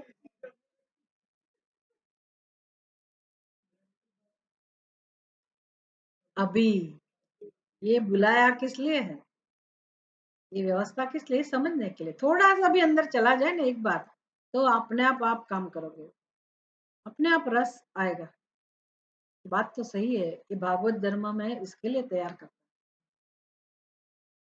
और जो मुझे बात कहनी थी कि ये दुख क्यों है, इतना करने के बाद, धर्म का पालन करने के बाद भी अपने मन में विषाद क्यों है, दुख क्यों है कि मैंने इतना किया और फिर भी मुझे सुख नहीं मिला। तो भगवान के घर भी अंधेर है, ऐसा क्यों है। तो ये देखो, हम जब धर्म का पालन करते थे, कर्तव्य का पालन करते थे, तो हमने ये भागवत धर्म समझ के किया था, ये सोचना है। इसमें क्या कहा गया, कायेन वाचा मनसा इंद्रियैः वा बुद्ध्यात्मना वा अनुसृत स्वभावात् यद्यत् करोति। आप जो भी कर्म करते हैं कैसे करने चाहिए, नारायणाय परस्मै समर्पयामि समर्पये। तो हमने नारायण को समर्पित किया था कि अहंकार को समर्पित किया। जब हमने अपने कर्तव्य का पालन किया या अभी भी कर रहे हैं, तो ये रजिस्टर कहाँ होता है, मैंने किया, मेरी जिम्मेदारी है, मेरा कर्तव्य है, मुझे करना चाहिए, मैं कर रही हूँ, मैं करूंगी, मैंने किया। तो कहाँ रजिस्टर होता है, मैंने किया, इतना किया, ऐसे लोगों के लिए किया, अपने नहीं थे फिर भी उनके लिए किया। अपने लिए भी किया, अपनों के लिए भी किया, दूसरों के लिए भी किया। मैंने किया, मैं किया, मैं करूँगी, मैं और भागवत धर्म क्या सिखाता है? आप बोल के भी किसी को मदद करते हैं या कोई सेवा करते हैं, किसी को धन देकर मदद करते हैं या किसी को दवाई वगैरह या किसी की वैसे भी सेवा कर रहे हैं, कुछ भी काम करते हैं या घर का सीधा-साधा काम कर रहे हैं, सुबह से उठकर शाम तक, जहाँ भी जो भी आपकी प्रवृत्ति है, कोई भी कर्म करते हैं आप, सकलम यद्यत करोति तत्तत् सकलम। ये कर्म किस भावना से करना है? किस सोच से करना है? कौन से निर्णय के साथ ये कर्म करना है? हमें निर्णय बनाना पड़ेगा। ये तो कितनी बार सुना होगा, रोज बोलते हैं ना, कायेन वाचा मनसेन्द्रियैर्वा बुद्ध्यात्मना वा प्रकृते स्वभावात् करो करोमि, यहाँ करोति है, करोमि यद्यत् सकलं परस्मै नारायणायेति समर्पयामि। कौन नहीं जाता जानता है? विष्णु सहस्त्र नाम का पाठ करने के बाद भी हमें ये संकल्प, इसको संकल्प वाक्य कहते हैं। विष्णु सहस्त्र नाम का पाठ करने के बाद भी हम ये श्लोक बोलते हैं, भगवान मैंने ये पाठ किया, लेकिन मैं आपको समर्पित। तो पाठ का भी पुण्य नहीं लेना, विचार करो,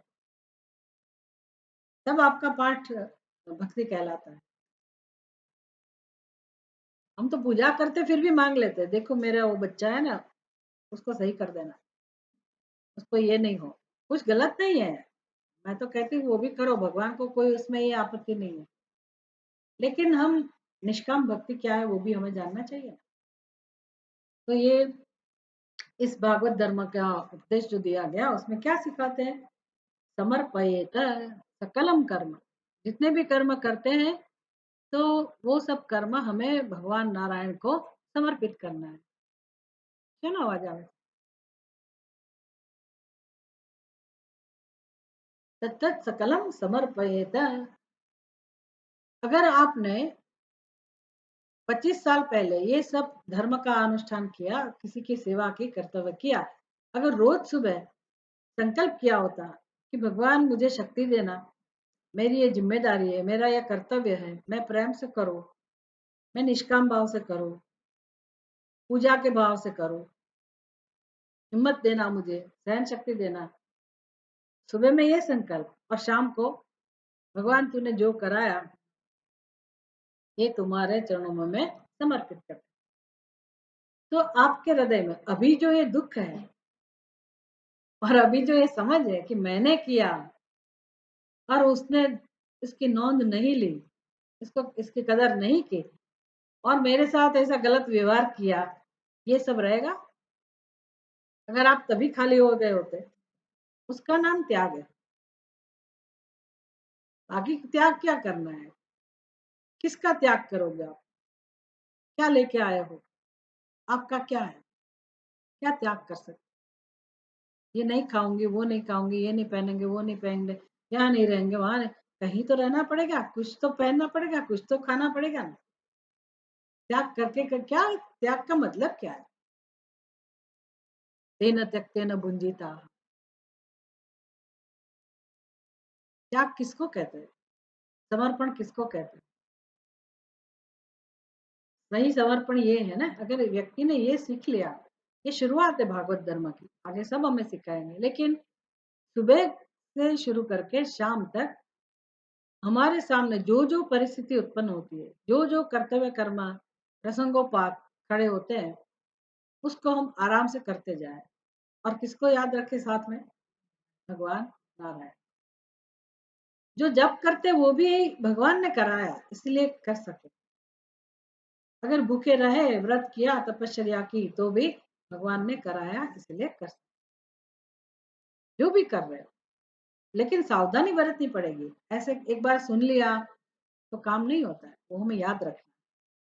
रोज प्रेयर, डेली प्रेयर, और करना भी ऐसा ही कर्म करना है।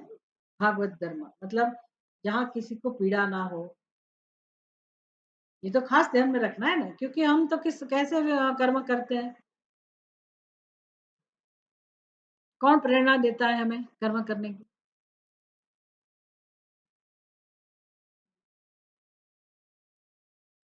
सबको पता है। किससे प्रेरणा मिलती है हमें कर्म करने की? हाँ, अंदर से मतलब कहाँ से? वो आप सैद्धांतिक जवाब नहीं देना। इच्छा से प्रेरणा मिलती है ऐसा नहीं, लेकिन हम जो व्यवहार करते हैं, वो ऐसे ही होता रहता है ना। कर्म माने व्यवहार, प्रवृत्ति, उसकी प्रेरणा कहाँ से मिलती है? व्यवहार का आधार कौन होता है? सब व्यक्ति के व्यवहार का आधार कौन होता है? मन बुद्धि मतलब क्या? मन में क्या, बुद्धि में क्या भरा पड़ा है? अंतरात्मा मतलब क्या? आप जो भी धड़ाधड़ किसी को बोल देते हैं, किसी के साथ ऐसा व्यवहार किया, किसी के साथ ऐसा व्यवहार किया, उसकी प्रेरणा कहाँ से आती है? आपका स्वभाव। क्या, कहाँ से, कैसे व्यवहार होता है? स्वभाव से। सोचते भी नहीं ना, हमें पता भी नहीं चलता। जो व्यक्ति जो व्यवहार कर रहा है, वो कैसे व्यवहार होता है उसका? स्वभाव से। जिसको हम संस्कार बोलते हैं, स्वभाव बोलो, आदत बोलो, उसको ऐसी आदत ही है, छोड़ो। उसका ऐसा स्वभाव ही है, छोड़ो। छोड़ो मतलब व्हाट? हम उसको ध्यान में ना, लेकिन उस व्यक्ति को ध्यान में लेना पड़ेगा कि नहीं? हम स्वभाव को नहीं सोचना, स्वभाव को समझना नहीं चाहते, उसमें परिवर्तन नहीं चाहते, उसमें कोई बदलाव नहीं लाना चाहते, उसके लिए पुरुषार्थ भी नहीं चाहते, और धर्म को, धर्म का पालन करने का चाहते हैं। ऐसा कैसे हो सकता है? धर्म का पालन मतलब क्या? कोई विशेष कर्म का नाम धर्म नहीं है। हमारा अज्ञान, हमारी गलत सोच, हमारी गलत आदत, हमारा गलत स्वभाव, हमारा गलत संस्कार, वही व्यवहार में प्रकट होता है। और यहाँ बात कर रहे हैं भगवान अ, नारायण को अपने कर्म समर्पित करने की। तो कर्म में अच्छे अच्छे करूं, लेकिन मेरा स्वभाव, मेरे विचार, मेरी भावना, वो सब ऐसा है का ऐसा ही होगा। तो कर्म इसके बगैर तो हो ही नहीं सकता। तो मेरा जो भी कर्म है उसमें ये सब फीलिंग्स, मेरी भावना, मेरे विचार, मेरे राग द्वेष, वो सब कर्म के अंदर होगा कि नहीं होगा?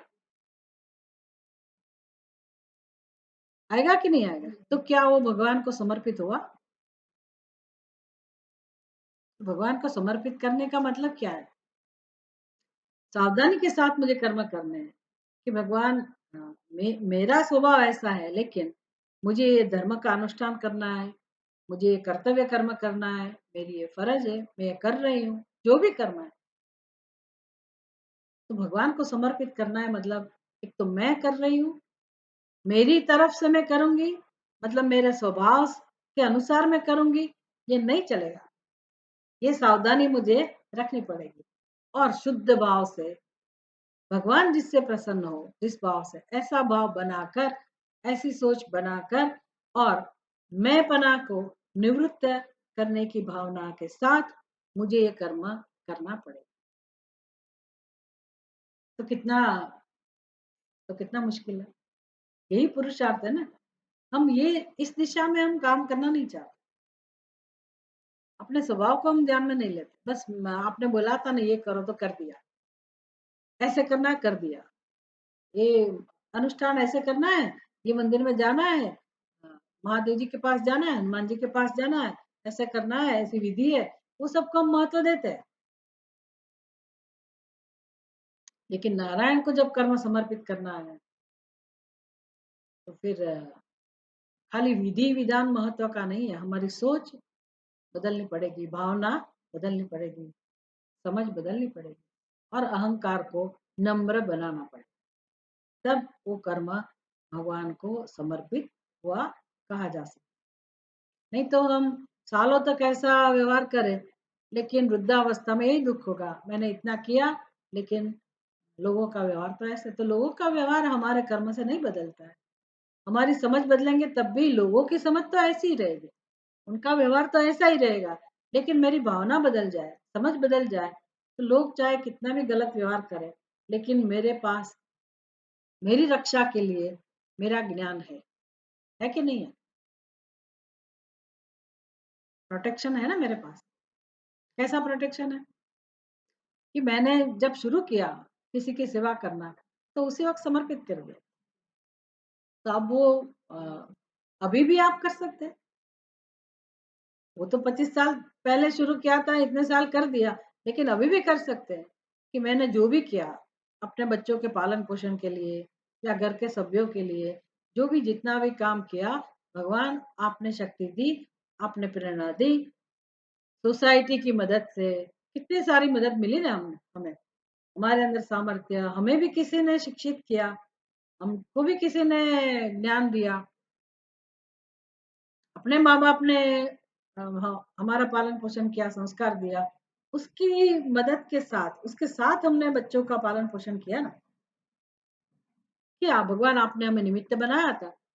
हम माता-पिता बने, तो हमने उनको ये संस्कार दिए, उनको बड़ा किया, पालन-पोषण किया। अभी कौन-सा समय है, वो बड़े हो गए, लेकिन हम बड़े हुए कि नहीं हुए? हम बूढ़े हुए, लेकिन बड़े नहीं हुए। बूढ़े हो गए, बड़े नहीं हुए। बड़े मतलब मैच्योर। नहीं हुए ना, तभी तो दुःख होता है ना, कि वो हमें ऐसे जवाब देते हैं। मैं ऐसा नहीं कह रही हूँ कि वो कह रहे हैं वो सही है, वो तो गलत है ही, लेकिन उससे हमें दुःख होता है। तो अगर हम मैच्योर हो जाते हैं, तो वो दुःख नहीं होगा, हमें मैच्योर बनना है। नहीं सोचेंगे तो दुःख होगा, क्योंकि वो तो संसार का नियम है। हमारी गलती कहाँ है? हमारी गलती इतनी है, हमारा अज्ञान हमने दूर नहीं किया। हम हमारे बच्चे हैं, वो हमारे बच्चे हैं, ज़रूर है, लेकिन भगवान के भी बच्चे हैं कि नहीं? भगवान के भी संतान है कि नहीं? सभी जीव भगवान की संतान है, तो सही अ, रूप में माता-पिता कौन है? सबके माता-पिता कौन है? परमात्मा ही है ना। सब सब जीव जुड़े हुए हैं, ये सब ज्ञान है। जैसे हम भगवान के साथ जुड़े हुए हैं, तो हमारी संतान जिसको हम कहते हैं, वो भी भगवान के साथ जुड़े हुए हैं कि नहीं? भगवान उसकी चिंता करते होंगे कि नहीं करते होंगे? और उस वो भी अपना प्रारब्ध लेके आते हैं। आपका ड्यूटी क्या है? माता-पिता की फर्ज़ क्या है, कर्तव्य क्या है? बस सही संस्कार देना है। जब वो सेटल हो गए, तो हमें विथड्रॉ होना है, हमें विथड्रॉ हो जाना है, हमें अपना रास्ता बदलना है। हम जिसके साथ जुड़े हुए हैं ना, उसकी अभी आराधना करने का समय आ गया। उसके साथ कॉन्टैक्ट, अभी भगवान के साथ कॉन्टैक्ट करने का समय ये वृद्धावस्था में है। वृद्धावस्था में नहीं, आफ्टर 60, आफ्टर 50 इनफैक्ट, जो हमारा सही संबंध जिसके साथ है, कभी उनको याद नहीं किया, उनका संपर्क नहीं किया, तो अभी उसका समय है। ज़्यादा समय हम किसको दें? भगवान को, उसके प्रति। वो भक्ति, वो भागवत धर्म,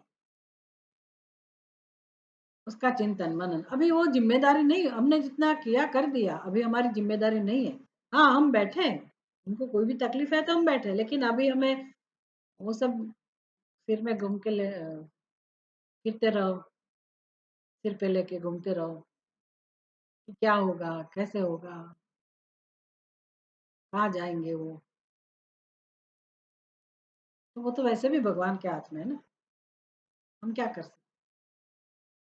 प्रार्थना कर सकते ज़रूर, चिंता से मुक्त होने के लिए, लेकिन ज्ञान, साची सही जो समझ है वो भी हमें सीखना पड़ेगा कि वो हमारे ही संतान नहीं है। और मैंने अपना जीवन, इसलिए बिगिनिंग में हमने ये डिस्कशन किया, इलाबोरेट लो, कि मेरा जीवन का, मनुष्य के जीवन का प्रयोजन क्या है? कहाँ तक ये सब चलती रहेगी यात्रा? तो अपना जो विषाद है उसको दूर करने के लिए हमने क्या किया? उन्होंने जो भी किया नहीं किया, उसकी अपेक्षा भी नहीं रख, हमने क्या किया? अगर आशा से मुक्त होना है, अपेक्षा से मुक्त होना है, तो ये सीखना पड़ेगा हमने हमारे दुःख की निवृत्ति के लिए क्या किया? अभी अभी जो समय है जीवन में, उसका उपयोग कर सकते हैं कि नहीं कर सकते? कि ना, ना, ना, अभी भी मैं तो वही करूँगी, तो वो आपका संसार है, ये समझना पड़ेगा। वो हम छोड़ नहीं सकते हैं, तो वो हमारी गलती है, तो दुःख नहीं जाएगा, सीधी बात। आप अपनी मर्ज़ी से जो करना है करिए, लेकिन विषाद, दुःख, शोक की निवृत्ति नहीं होगी, तो फिर आप आएँगे वापस। फिर वही करेंगे, फिर अगले जन्म में यही यात्रा, सब बदल जाएगा। ये मेरे पुत्र, मेरे पुत्री, मेरे पोते, मेरे पोते जो भी है, कहेंगे आप, बाद में किसको मेरा, मेरा कहेंगे? कोई नए वाले। तो ये तो व्यभिचारिणी भक्ति बोलते हैं इसको, व्यभिचार हो गया ना। ये सब इस ज़माने का जो भी आपका ये सम कुटुंब था, उसको तो आपने त्याग दिया और नया परिवार सजेगा उधर। सब लोग नए मेरे, मेरे। तो यहाँ की चिंता इतने जो आप मर जाते हैं, दुखी हो रहे हैं, जिस चिंता के लिए, तो वो करना अगले जन्म में करना। वहाँ तो सब भूल जाओगे। क्यों भूल जाओगे फिर? वहाँ तो दूसरा शुरू करोगे संसार, दूसरे को फिर मेरा, मेरा करोगे। तो ये सब पागलपन है कि नहीं? ये अज्ञान है कि नहीं? प्रेम गलत नहीं है। अपने संतानों के प्रति, स्वजनों के प्रति जो प्रेम है वो आत्मा का स्वभाव है। उसका आविर्भाव कीजिए। उसके अंदर भी वही प्रेम स्वरूप है। तो आप किसके साथ जी रहे हैं? माता-पिता भी कौन है? साक्षात ब्रह्म है। जो भी स्वजन है वो परमात्मा है। तो उस वो परमात्मा तत्व को ध्यान में रख के या तो उसका दर्शन, उसको ध्येय बना के आप अपना जीवन जिए। तो अज्ञान की निवृत्ति करनी पड़ेगी। इतनी क्लैरिटी होनी चाहिए जीवन में। तभी हम कुछ भक्ति कर सकते हैं, कुछ सेवा कर सकते हैं, कोई ज्ञान का उपार्जन कर सकते हैं। तो सत्संग का यही प्रयोजन है। ठीक है, आज के लिए इतना बस है। ओम पूर्णमदः पूर्णमिदं पूर्णात् पूर्णमुदच्यते पूर्णस्य पूर्णमादाय पूर्णमेवावशिष्यते। ओम शांति शांति शांति। हरि ओम। श्री गुरुभ्यो